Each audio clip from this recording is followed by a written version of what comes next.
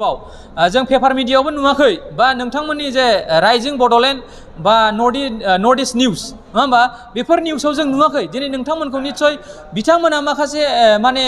सिङाव बेलेबे जेखाय निश्चय नोंथांमोनखौ लेंहराखै जानांगौ जों मिथिया ना नोंथांमोनासो माने बेफोर निउसखौ होआखै नामा जों बेखौ मिथिया बा जोङो नुबाय थायो जे माखासे गभर्नमेन्टनि डेभेलपमेन्टआव खामानि होबा नोंथांमोनखौ लेंहरनानै बिराद पेपार मिडिया बिराद होयो जों नुबाय थायो नाथाय नै दाख्लैनि बे जे रिक्रुटमेन्ट प्रसेसनि बे माबा राननाय माने बे एपइन्टमेन्ट राननाय बे एपइन्टमेन्ट राननायखौ जों मिडियायाव नुवाखै नाथाय सासे मानसिनि इउटिउब चेनेलावसो जों नुदों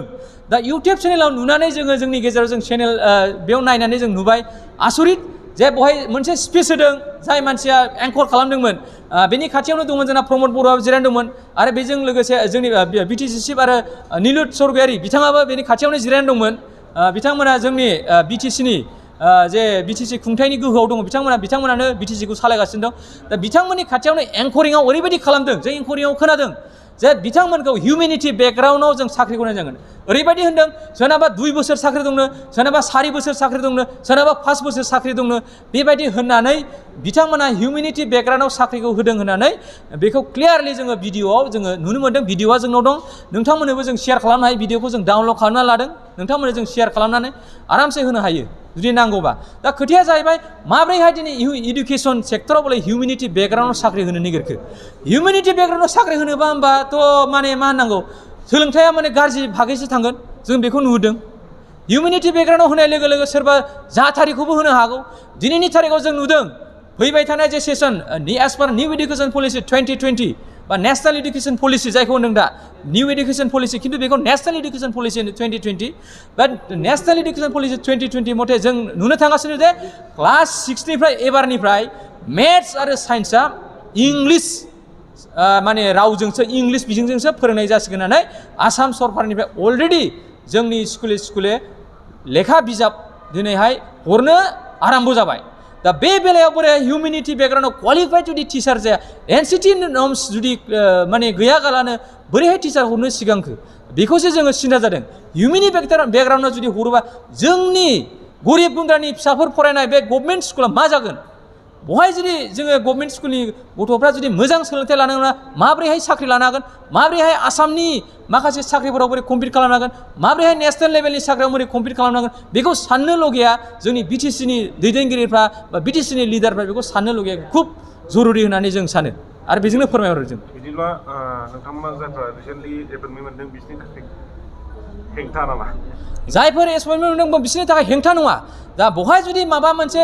क्वालिटिजों जुदि होदोंबा जों खुनु हेंथा गैया खिन्थु साख्रि मोननांगौ बयबो राइट आनइमप्लयमेन्टआ बारायगासिनो दं साख्रि मोननांगौ बेखौ राइट नाथाय जों बिसोरनि एगेन्स्टै जों खुनु हेंथा गैया हेंथाया जाबाय जोंना प्रसेस आरो जोंखौ बोरै नक्साद खालामनानै बोरै बिथांमोना साख्रि होखो बेवहायसो जोंहा हेंथा जों सोरनिबा साख्रि मोननायखौ जों रावबो हेंथा गैया जोंनि टिचारा रावबो हेंथा होफेराखै सोरबा साख्रि मोननायखौ नाथाय जोंखौ नक्साद जोंखौ नासयनानै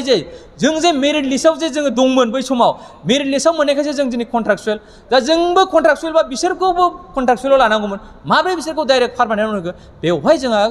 गोसोआ दुखु जादों जोंनि बिखाया गावदों बेखिनि अल बिटिएडि टेट क्वालिफाइड टिचार एस'सिएसन हिसाबै जों चिरां जिल्ला कमिटि डिस्ट्रिक्ट कमिटि हिसाबै जों दिनै मोनसे प्रेस मिट लादों बे प्रेस मिटनि गेजेरजों जों ओरैबायदि फोरमायनो नागिरदों जे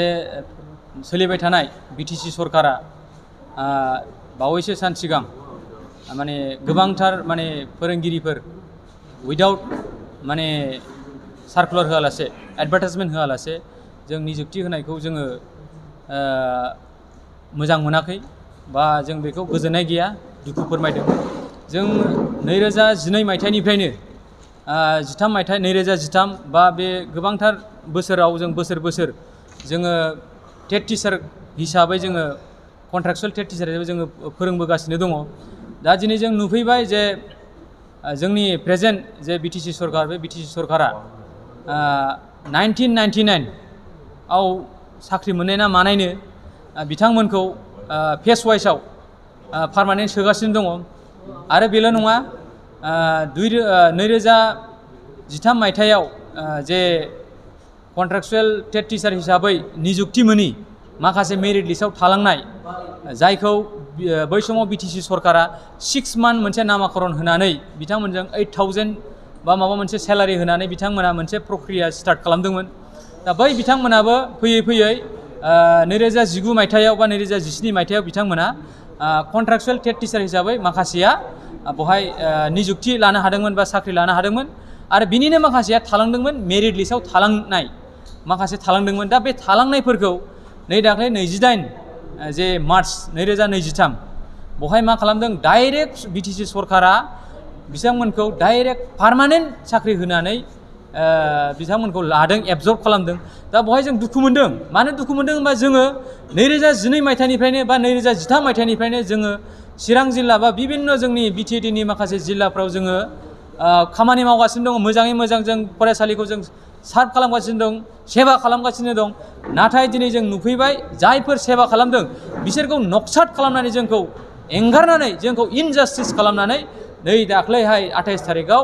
जायफोर थालांनाय जायफोर क्वालिटियाव थालांनाय मेरिट लिस्टआव थालांनाय बिथांमोनखौ डाइरेक्ट पार्मानेन्ट होनायखौ जोङो खोब दुखु मोनदों। बेनि थाखायनो जों बे प्रेस मिटखौ लानाय जादों।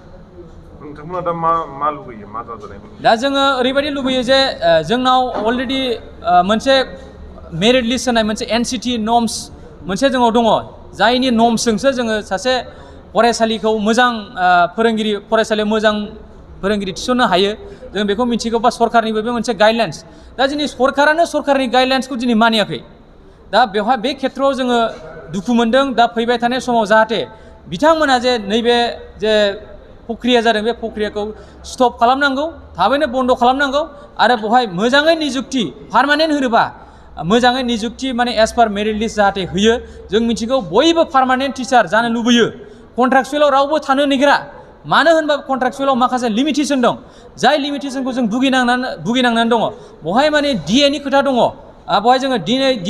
DA खौ जोङो माखासे पार्सेन्टखौनो जों मोना। बेनिफ्राय जोङो माखासे जों जेनेबा जोंनि सार्भिसा सिकिउर्ड नङा। बिदिनो गोबांथार माखासे सिङाव माखासे बाथ्राफोर दङ जायखौ जोङो बेवहाय बुंजोबनो थाङाखै। बिनि थाखायनो जोङो सरकारि साख्रिखौ जोंनो नांगौ बा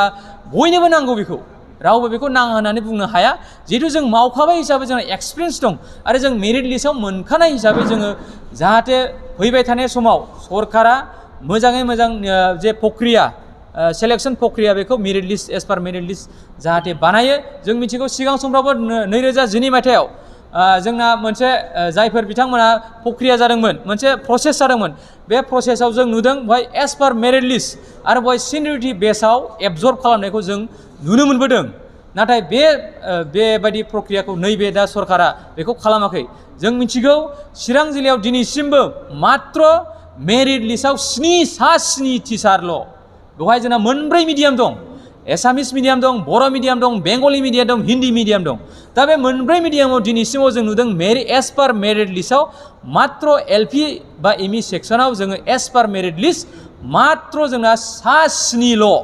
7 टिचार्सल' दिनै पार्मानेन्ट टिचार होनायखौ जों नुनो मोनदों।